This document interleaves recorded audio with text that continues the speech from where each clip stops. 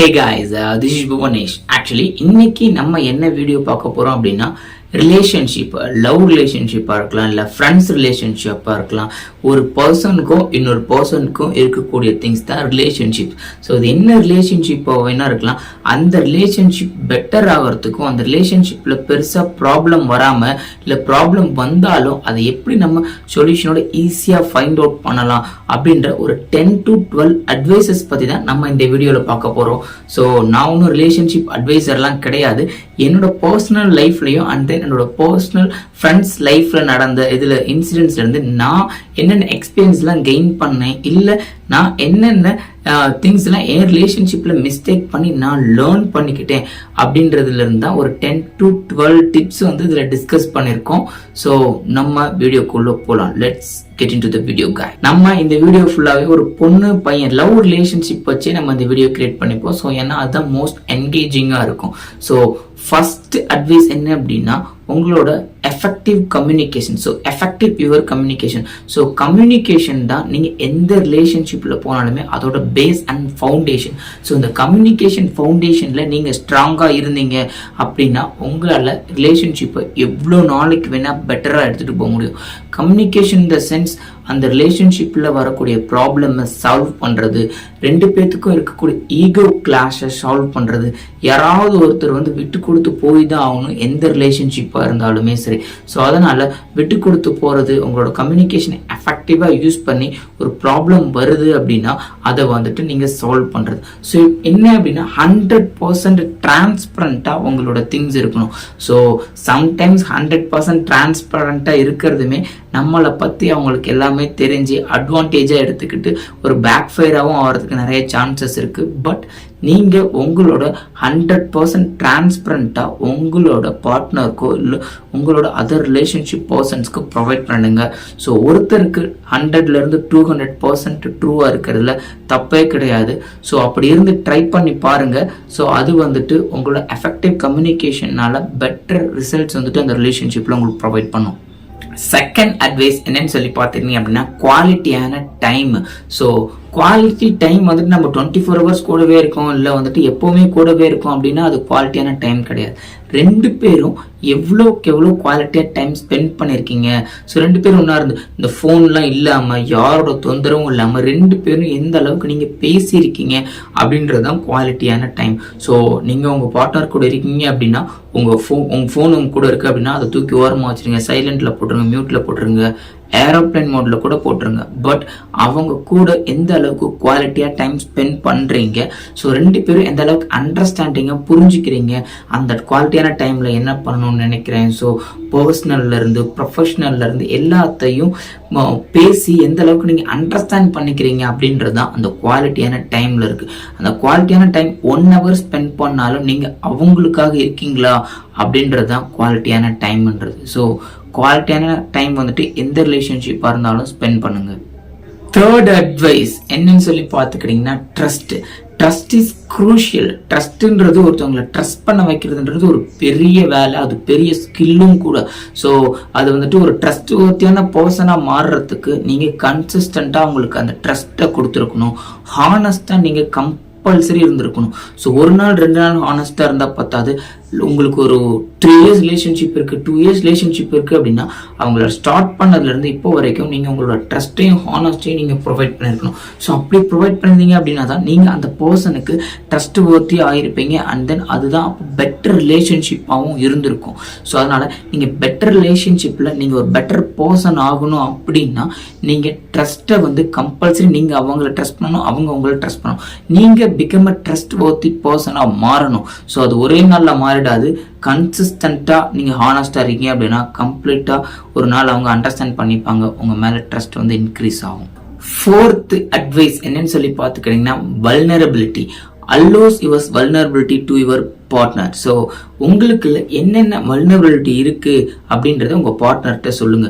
So வல்னரபிலிட்டின்றதுனா என்ன அப்படின்னா உங்களோட ஃபியர்ஸ், உங்களோட இன்செக்யூரிட்டினஸ், உங்களோட ட்ரீம்ஸ், உங்களோட கோல்ஸ், இல்லை நம்ம 2 பேரும் லைஃப்ல என்ன அச்சீவ் பண்ண போறோம், என்ன நினைக்கிறோம் அப்படின்றத நீங்க உங்களை பத்தின பெர்ஸ்பெக்டிவா உங்களோட பார்ட்னர் கிட்ட சொல்லுங்க.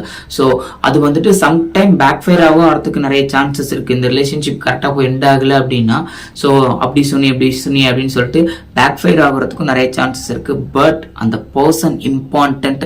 ஸோ அதனால உங்களோட பத்தின எல்லா டீட்டெயில்ஸும், உங்களோட ட்ரீம்ஸ்ல இருந்து, உங்களோட இன்செக்யூரிட்டில இருந்து, நீங்க எதுக்காக பயப்படுவீங்கன்றதுல இருந்து, ஸோ எல்லாத்தையும் சொல்லுங்க. அப்பதான் அந்த பர்சனுக்கு உங்களை பத்தி வந்துட்டு நல்ல திங்ஸ் வந்துட்டு தெரிய வரும். ஸோ இவங்க இந்த மாதிரியான பர்சன், இந்த சுச்சுவேஷன்ல இந்த மாதிரி தான் பிஹேவ் பண்ணுவாங்க.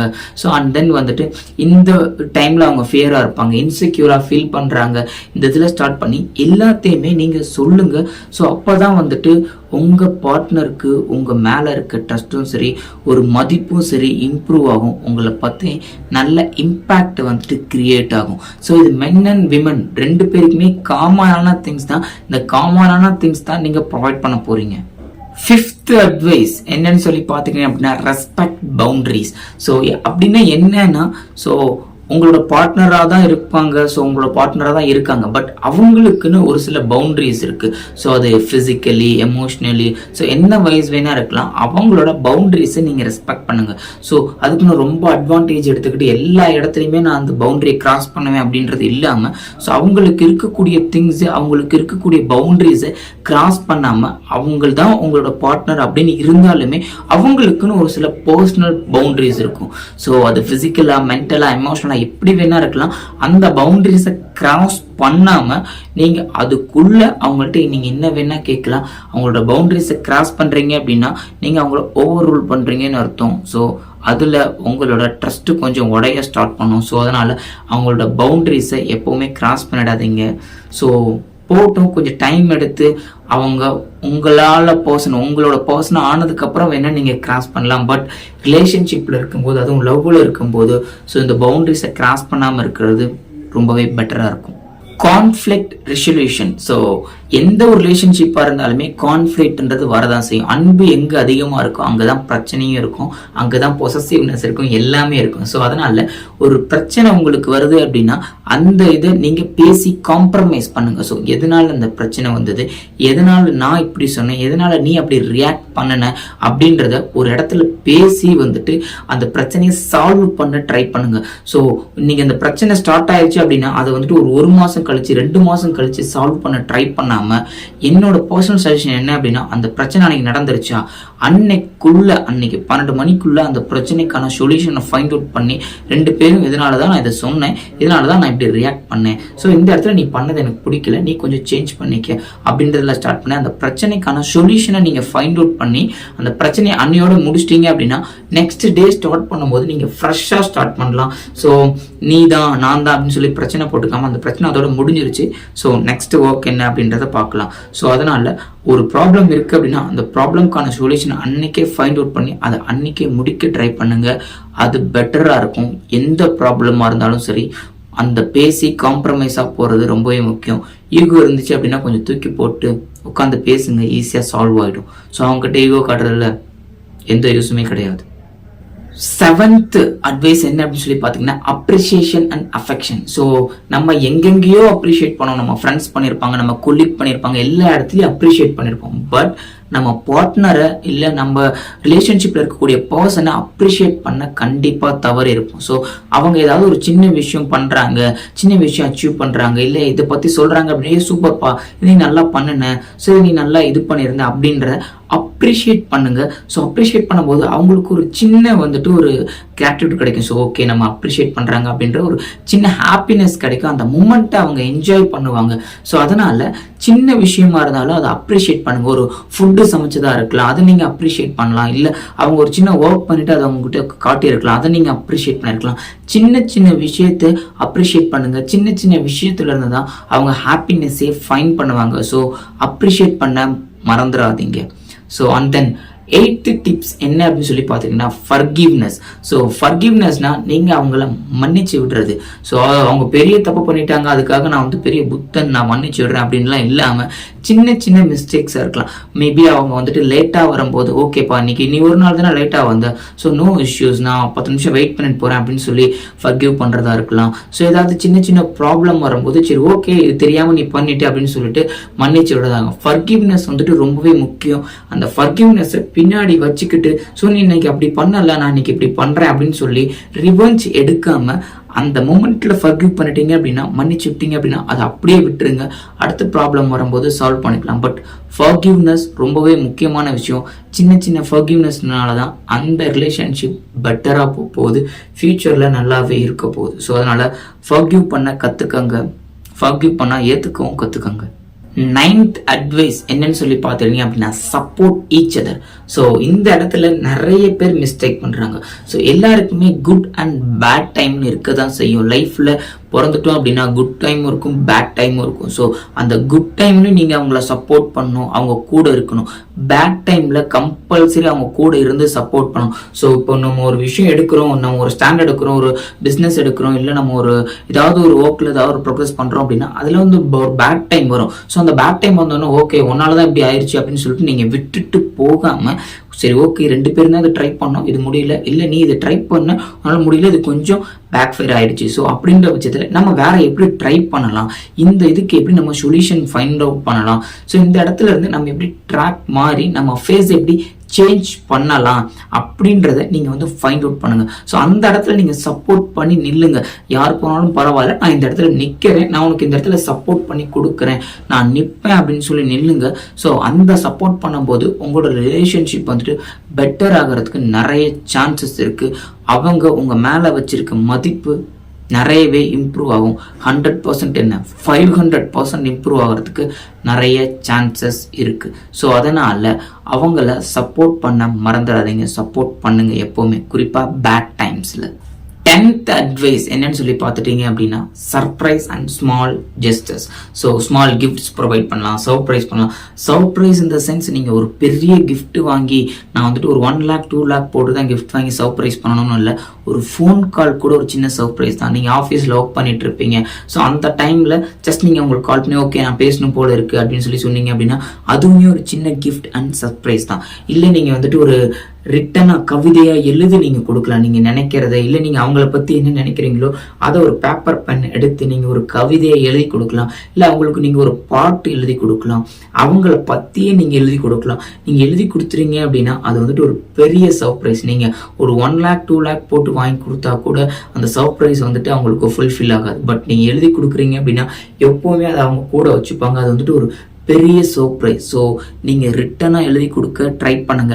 அண்ட் தென் சின்ன சின்ன மொமெண்ட்ல சர்ப்ரைஸ் பண்ணுங்க. ஒரு ஃபுட்டு அவங்க சாப்பிட்றது பிடிக்கும் அப்படின்னா அவங்களுக்கு வந்துட்டு பிடிச்ச கடைக்கு நீங்கள் கூட்டிகிட்டு போகலாம். ஸோ அண்ட் தென் நிறைய சர்ப்ரைஸ் இருக்கு.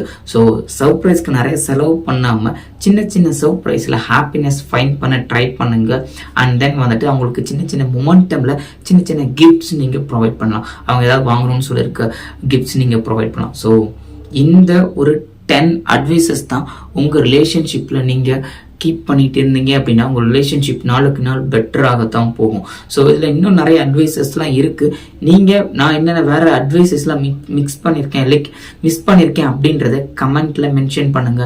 ரிலேஷன்ஷிப்ன்றது ஒரு கண்டினியூவஸ் க்ரோத் தான். ஒரே நாளில் நீங்கள் வந்து ரிலேஷன்ஷிப்பில் பெட்டர் ஆகிட முடியாது.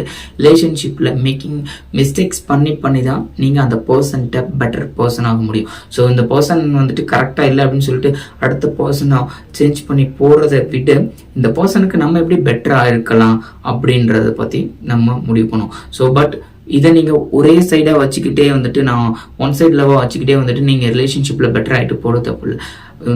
ஒரு கான்ஃப்ளிக்டான ரிலேஷன்ஷிப் இருக்குது அப்படின்னா வெளியே வந்துட்டு உங்களுக்கான பர்சனை தேட ட்ரை பண்ணுங்க. இதில் எந்த தப்புமே கிடையாது. பெட்டர் பர்சன்ஸ் கண்டிப்பாக உங்களுக்கு லைஃப்பில் கிடைப்பாங்க. ஒரே ரிலேஷன்ஷிப்பில் நம்ம அவங்கள வந்துட்டு மேரேஜ்க்கு எடுத்துகிட்டு போயிட முடியாது. Find out 2 to 3 relationship. Conflict எல்லா இடத்துலையுமே இருக்கும். அதை பேசி முடிச்சுட்டு பெட்டர் ரிலேஷன்ஷிப்க்கு போங்க. இல்லை அப்படின்னா அதை பேசி முடிச்சுட்டு அதே ரிலேஷன்ஷிப்ல கண்டினியூ பண்ணுங்க. ஸோ ஓகே guys, ஸோ இந்த 10 அட்வைசஸை கீப் பண்ணி உங்களோட ரிலேஷன்ஷிப்பை பெட்டராக்கிங்க. ஓகே guys, இந்த வீடியோ உங்களுக்கு ரொம்பவே யூஸ்ஃபுல்லாக இருக்கும்னு நினைக்கிறேன். பிடிச்சிருந்து அப்படின்னா நம்ம வீடியோவை லைக் பண்ணுங்க, கமெண்ட் பண்ணுங்க, ஷேர் பண்ணுங்க, மறக்காம நம்ம சேனலை சப்ஸ்கிரைப் பண்ணிக்கோங்க guys. Bye, take care, do what you love guys. Okay, bye.